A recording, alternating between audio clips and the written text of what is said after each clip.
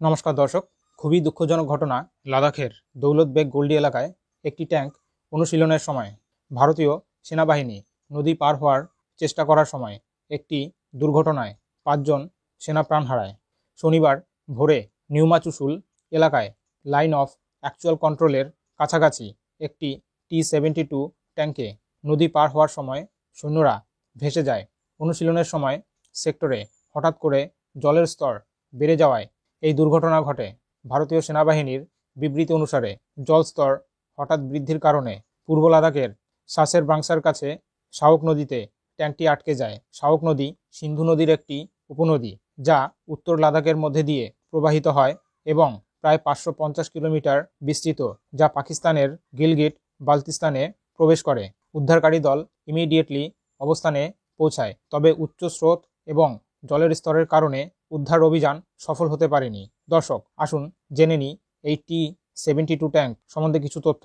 T-72 tank হলো একটি Soviet পরিকল্পিত প্রধান যুদ্ধ ট্যাঙ্ক, যা 1971 সালে প্রোডাকশন শুরু হয়। ভারত সহ বিভিন্ন দেশ ব্যবহার করছে এই ট্যাঙ্ক। এই T-72 ট্যাঙ্কের উল্লেখযোগ্য বৈশিষ্ট্যগুলোর মধ্যে রয়েছে নদী পারাপারের ক্ষমতা। ট্যাঙ্কটি স্নরকেল ব্যবহার করে 16 ফুট গভীর পর্যন্ত নদী অতিক্রম করতে পারে।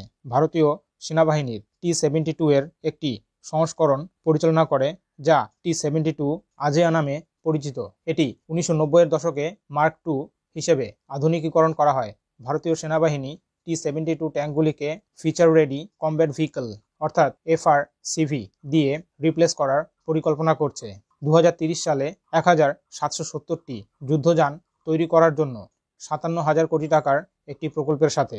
এই দুর্ঘটনায় হারিয়ে যাওয়া সেনাদের মৃত্যুতে গভীরভাবে শোক প্রকাশ করেছে প্রতিরক্ষামন্ত্রী রাজনাথ সিং। সেনাপ্রধান মনোজ পাণ্ডেও মহড়ার সময় সেনাদের প্রাণহানির জন্য শোক প্রকাশ করেছেন। কংগ্রেস নেতা রাহুল গান্ধীও সেনাদের মৃত্যুতে দুঃখ প্রকাশ করেছেন এবং বলেছেন, ভারত সর্বদা তাদের উৎসর্গ এবং আত্মত্যাগ স্মরণ করবে।